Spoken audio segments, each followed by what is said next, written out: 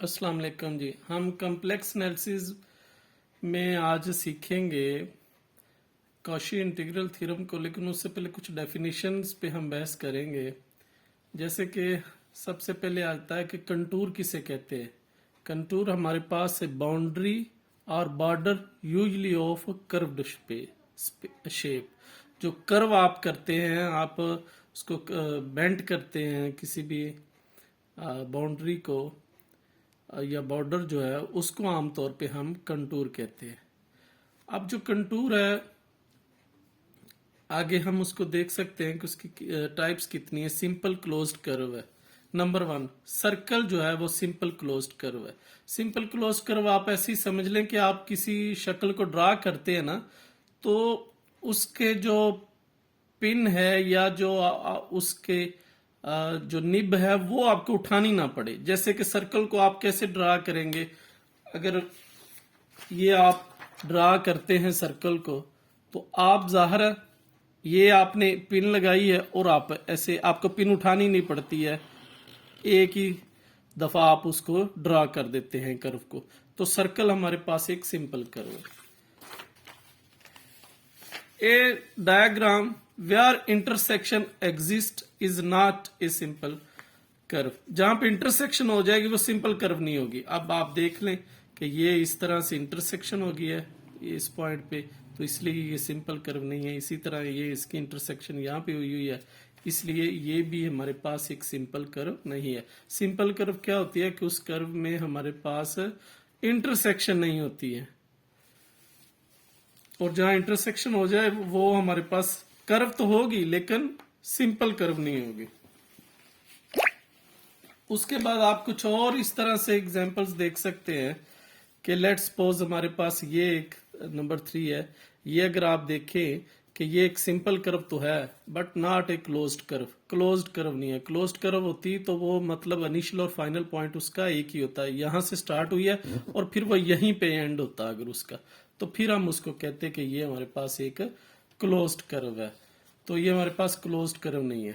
तो कुछ simple closed curves हम देखते हैं हमारे पास कौन सी है।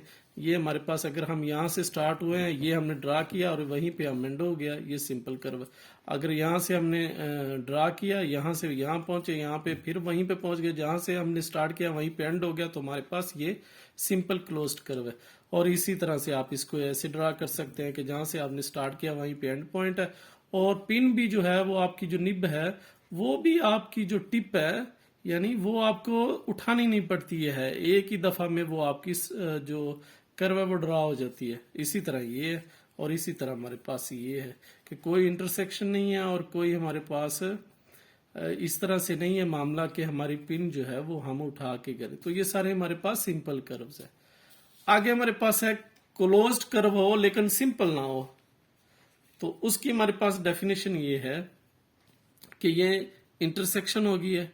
अब इंटरसेक्शन जैसी हुई है, इंटरसेक्शन देख लेंगे सारी हुई है कर्व्स में, तो जहां पे इंटरसेक्शन होगी वो हमारे पास सिंपल कर्व नहीं होगी। क्लोज रूल है लेकिन सिंपल कर्व नहीं है। तो नॉट ए कर्व। कर्व कब नहीं है? अब आप देखें ना, अगर सर्कल को इस तरह से जो ड्रा किया गया है, आपने अगर इस तरह से दायरा बनाया है, आप जैसे डबल दायरा बना रहे हैं सर्कल, तो ये एक आप बना लिया। जब आप दूसरा बनाएंगे, जाहिर है एक दफा ये कंप्लीट करने के बाद आपको पिन जो है वो फिर उठाना पड़ेगा, फिर आप एक नए सिरे से बनाएंगे। तो जैसे ही आप पिन उठा लेंगे ना, नया स्ट्रक्चर ड्रा करेंगे, तो वो आपके पास कर्व नहीं होगी, नॉट अ कर्व। तो ये हमारे पास एक कर्व नहीं है क्योंकि हमें पिन को उठाना पड़ा, तो ये हमारे पास कर्व नहीं बनेगी।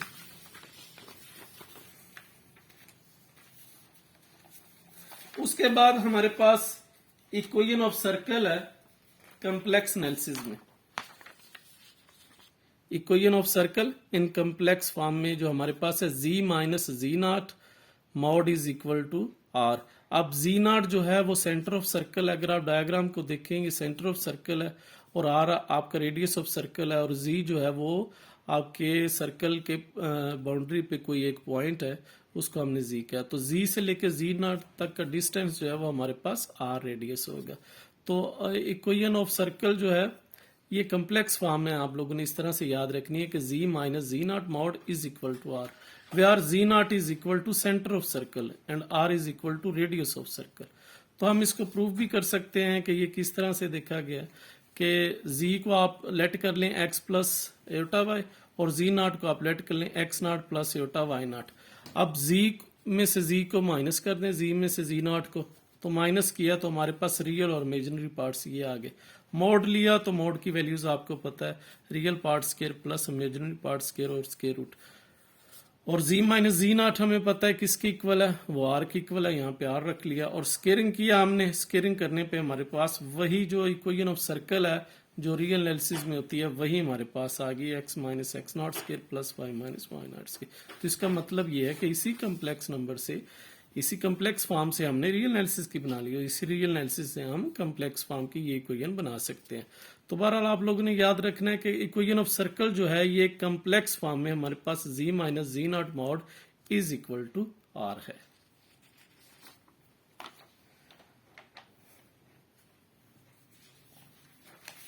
उसके बाद हमारे पास बड़ा एक इंपॉर्टेंट थ्योरम है जिसको हम कहते हैं कॉशी-गॉर्सेट थ्योरम। उसकी स्टेटमेंट ये है कि if a function is analytic, अगर फंक्शन हमारे पास एनालिटिक है, एनालिटिक से मुराद आप समझते हैं कि तीन कंडीशंस उसमें अगर सेटिस्फाई हो तो फंक्शन को एनालिटिक कहते हैं। पहला वो ये है कि वो सिंगल वैल्यूड फंक्शन हो, और दूसरा ये है कि वो डिफरेंशिएबल हो, आपके डोमेन के हर पॉइंट पे डिफरेंशिएबल हो, और तीसरा ये है कि वो कॉशी-रीमान इक्वेशंस को सेटिस्फाई करता हो। तो फिर हम कहते हैं कि जो हमारे पास फंक्शन है वो एनालिटिक है। तो let's suppose function is analytic at all points within on a simple closed contour C. आप बाउंड्री के अंदर भी और बाउंड्री के ऊपर जो पॉइंट्स हैं उन सब पे वो जो फंक्शन है वो एनालिटिक है। कहता है अगर फंक्शन हर जगह पे एनालिटिक है then integral of this function is equal to 0। तो आपका जो इंटीग्रल फंक्शन क्या है ऑन क्लोज्ड कंटूर सी, तो हमारे पास उसकी वैल्यूज जो है वो 0 होगी। यानी अगर कोई फंक्शन हर पॉइंट पे, डोमेन के हर पॉइंट पे एनालिटिक है, तो फिर हम कहते हैं कि फंक्शन का जो इंटीग्रल होगा, क्लोज्ड इंटीग्रल, वो वैल्यूज क्या देगा, 0 के इक्वल देगा। तो ये कॉशी-गॉर्सेट थ्योरम की स्टेटमेंट है और बड़ी ही इंपॉर्टेंट स्टेटमेंट है इसकी। तो ये आप लोगों ने याद रखना है कि जैसे ही कोई फंक्शन हमारे पास एनालिटिक है तो वो लाजमी तौर पे हमारे पास उसका जो इंटीग्रेशन है वो 0 के इक्वल होगी।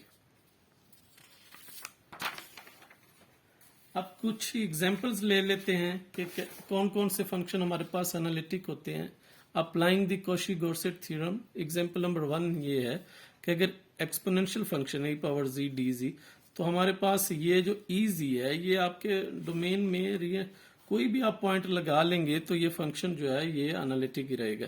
The function ez is analytic at all points within on a simple close contour C. तो कोई भी आप डोमेन में से लगा लेंगे तो ये हमारे हर जगह पे ही एनालिटिक रहेगा। तो इसलिए बाय कॉशी-गॉर्सेट थ्योरम अगर ये एनालिटिक है तो इसके इंटीग्रल का answer ez dz is equal to 0 होगा। तो जहां पे फंक्शन एनालिटिक होगा, हर पॉइंट पे अगर एनालिटिक है, और अगर हर पॉइंट पे एनालिटिक हो तो ऐसे फंक्शन को हम इंटायर फंक्शन बोलते हैं। एग्जाम्पल नंबर हमारे पास 2 अब आ गई है, उसमें हम देख सकते हैं एग्जाम्पल नंबर 2 में कि फंक्शन हमारे पास क्या है, function g of sine of z है। g ऑफ z हमारे पास फंक्शन ये कॉज ऑफ z है, और h ऑफ z हमारे पास एक पोलिनोमियल है z में से। तो an zn का कोफिशिएंट है, इसी तरह ये सारे कोफिशिएंट्स दिए हुए हैं।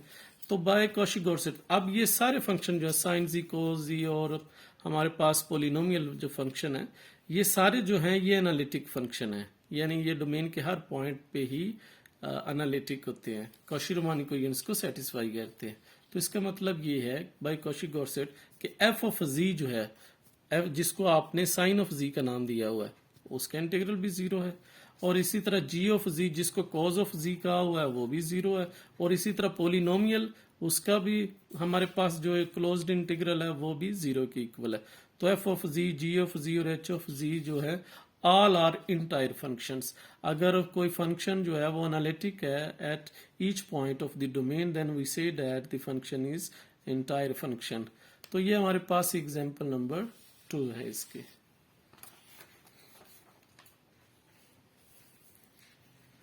और इसी तरह हमारे पास एक बड़ा इंपॉर्टेंट रिजल्ट है हम इसको देख सकते हैं कि अगर हमारे पास इंटीग्रल इस तरह से है कि d z over z minus ji not power n whole integral, वो दो रिजल्ट देगा। या तो वो 2 पाई एयोटा रिजल्ट देगा जब एन आपकी वैल्यू ज़ीरो है, और या वो हमारे पास ज़ीरो वैल्यूज़ देगा जब एन ज़ीरो है या एन जो है वो एक नेगेटिव इंटीजर है। तो दोनों में से कोई एक वैल्यूज़ इसको देनी पड़ेगी, या तो ये 2 पाई एयोटा वैल्यूज़ देगा और या ये ज़ीरो वैल्यूज़ देगा। और ये कैसे इसकी वैल्यूज़ हम निकालते हैं, ये हम बेहतर तरीके से बता सकते हैं जब हम कॉशी इंटीग्रल थ्योरम को पढ़ेंगे। फिर हम ये बड़े एक्सप्लेन से बता सकते हैं कि ये हमारे पास क्या चीज़ है, ये दो रिजल्ट कैसे निकलते हैं। लेकिन हम उससे पहले कॉशी रीमान थ्योरम को पढ़ेंगे, फिर हम इसको देखेंगे दोबारा इस रिजल्ट को कि हम इसको कैसे कर सकते हैं।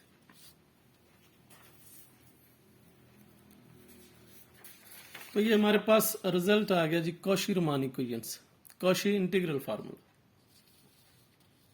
कॉशी इंटीग्रल फार्मूला की स्टेटमेंट आप लोगों के सामने रही। Suppose that function is analytic in a simply connected domain D. Simply connected domain D जो है, जिस तरह हमने सिंपल कर्व की बात की है, इसी तरह सिंपल कनेक्टेड डोमेन डी है हमारे पास, and C is any simple closed contour.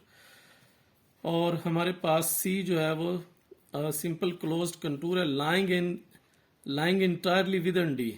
Then for each point ji naught within C, हमारे पास जी नॉट एक ऐसा पॉइंट है जहां पे फंक्शन एनालिटिक नहीं रहता, तो फिर हमारे पास जो है क्लोज्ड इंटरवल जो है function over z minus ji not. अब जी नॉट वो पॉइंट है जहां पे फंक्शन एनालिटिक नहीं है। आप जी की जगह पे जी नॉट लगा दें तो अनडिफाइंड फंक्शन आ जाएगा।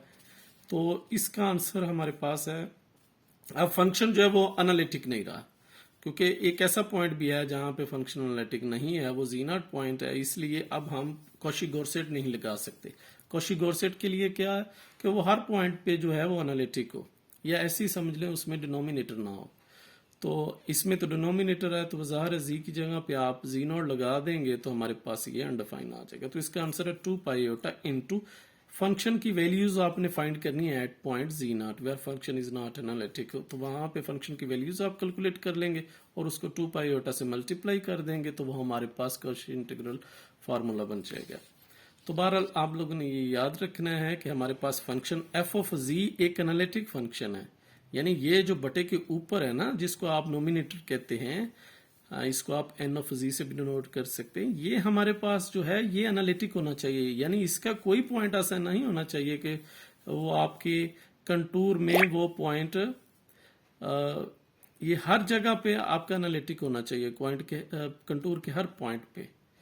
तो इसकी एग्जांपल देखते हैं, मजीद ये बात क्लियर हो जाएगी। बहरहाल ये डेफिनेशन आप लोगों ने तैयार करनी है। अब एग्जाम्पल नंबर 1 है। एग्जाम्पल नंबर 1 में कॉशी इंटीग्रल फार्मूला हमारे पास ये है, evaluate the given integral along the indicated closed contour. अब क्लोज्ड कंटूर ये है कि जी मॉड की वैल्यूज 5 है और हमारे पास ये है 3। अब यहां से मुराद ये है हमारे पास